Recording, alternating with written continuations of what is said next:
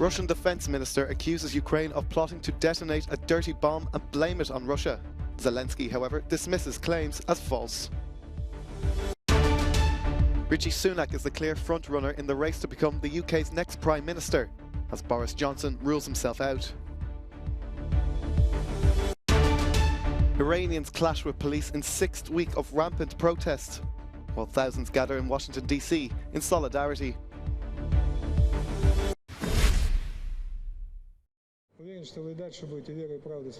Russian Defense Minister Sergei Shoigu has accused Ukraine of planning to detonate a radioactive dirty bomb and blame it on Moscow. Shoigu discussed what he described as the rapidly deteriorating situation in the Ukraine war over phone calls with NATO nations on Sunday.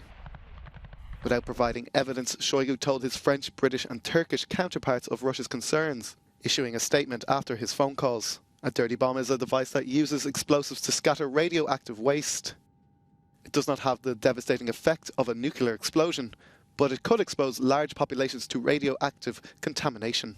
Shoigu also held phone talks with US Secretary of Defense Lloyd Austin for the first time since May. In his nightly address, Ukraine's President Volodymyr Zelensky immediately hit back, accusing Moscow of blatant lies. He says if Russia calls and says that Ukraine is allegedly preparing something, it only means one thing: Russia has already prepared it. I believe that now the world should react as harshly as possible. Meanwhile, the situation in Kyiv remains tense, and whatever the likelihood of a dirty bomb attack, the back-and-forth accusations hold their own dangers of escalation.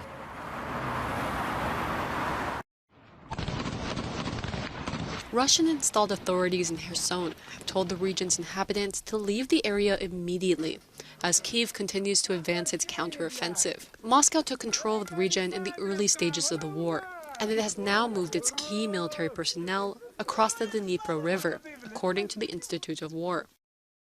Moscow-installed officials announced plans to evacuate around 60,000 civilians. They say that they have already moved around 25,000 people. Kyiv has accused Moscow of conducting mass deportations of its population. But reporters from France Television met people gathering to cross the river.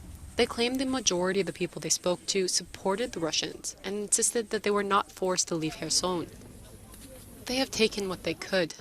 The car, the stuff from our lifetime, there's nothing left.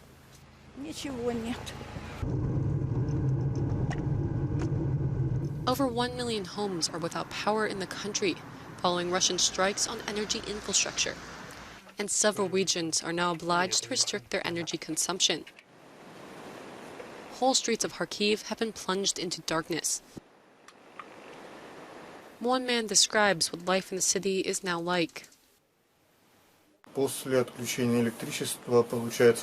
the electricity is cut off, not all the stores work. The stores that work are only those that accept cash and those that have a personal generator.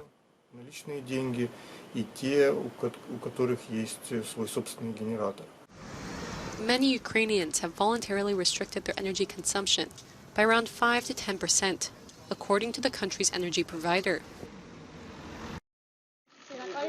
Rishi Sunak could be installed as UK Prime Minister in the next few hours after Boris Johnson dramatically abandoned hopes of a return to number 10 Downing Street on Sunday evening. The former Chancellor has already cleared the threshold of 100 MPs. The deadline to declare support is 1400 hours UK time. His only rival now is Penny Mordaunt, who's said to be a long way off securing the magical total of 100 MPs, which would force a ballot of members in the days ahead. Boris Johnson's sudden decision to rule himself out of the race to replace Liz Truss surprised many. In a statement, he insisted he did have enough support, but he had decided it was not the right thing to go ahead.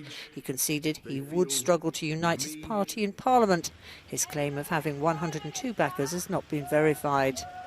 Most observers believe Sunak is now firmly on course for Downing Street, just 7 weeks after he was roundly defeated by Truss in the last Tory leadership contest.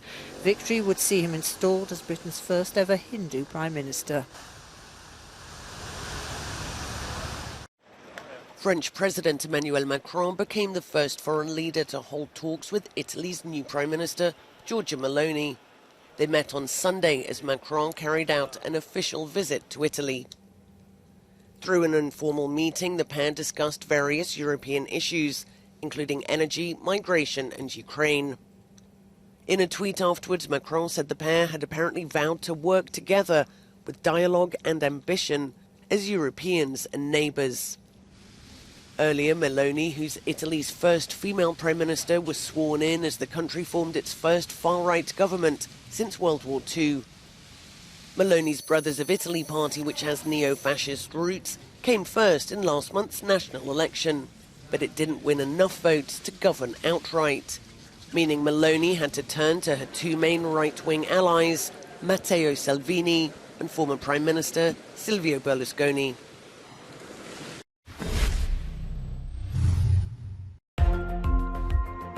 Right-wing former Foreign Minister Andrzej Logar has won the most votes in Slovenia's first-round presidential election. But he will face his centre-left rival Nataša Pirc-Musar in a runoff. Electors in the small alpine EU country of 2 million people chose from 7 candidates standing for the largely ceremonial post. The second round will now take place in November. Dozens of volunteers have been cleaning up the sea floor and parts of the beach in the popular Egyptian tourist spot of Sharm el-Sheikh. Everything from single-use plastic materials to metals and tyres were collected from the sea floor. The campaign comes weeks ahead of the UN's COP27 conference in the Red Sea resort in November.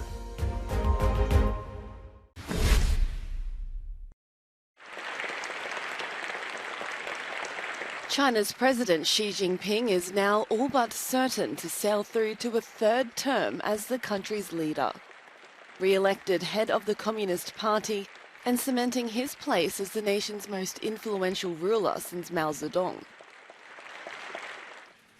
On behalf of the CPC New Central leadership, Xi says, "I wish to thank the whole party sincerely for the trust you have placed in us. We'll keep in mind the party's nature, our own mission and responsibility, and work diligently in the performance of our duties." Appointing Xi as its General Secretary for a precedent-breaking 5-year term tilts the country decisively back towards one-man rule, after decades of power sharing among its elites. The CCP also named a 7-member Politburo Standing Committee led by Xi, an inner circle of power dominated by the party's allies. He will be formally announced president during the government's annual legislative sessions in March.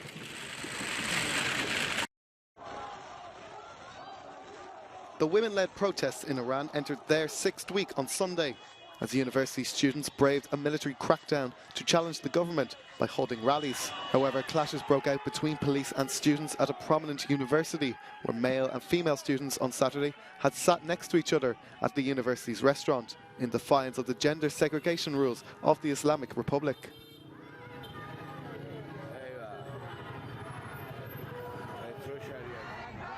Meanwhile, there have been solidarity protests, including one in Washington, D.C., where thousands of people, many of them Iranian, marched chanting "Justice for Iran" and carrying banners that read "Women, Life, Freedom." My brothers and sisters back in Iran, they are on the streets, they're fighting for their life. I'm in a free country, and this is my obligation to talk. Iran's anti-government protests were first sparked after the death of Mahsa Amini died days after she was detained by the country's morality police for not abiding by the mandatory hijab dress code. Climate protesters in Germany have thrown mashed potatoes at a painting by Claude Monet. It's the latest artwork to be targeted by environmental activists. The activists from the group Last Generation also glued themselves to the wall. The Barberini Museum in Potsdam said on Sunday that because the painting was enclosed in glass, the mashed potatoes didn't cause any damage. The painting, which is part of Monet's Haystack series, is expected to be back on display later this week. Earlier this month, activists from the British group Just Stop Oil threw soup at a painting of sunflowers by Vincent van Gogh, housed in the National Gallery in London. The Last Generation and Just Stop Oil are calling on governments to take drastic action to protect the climate and stop using fossil fuels. Or life.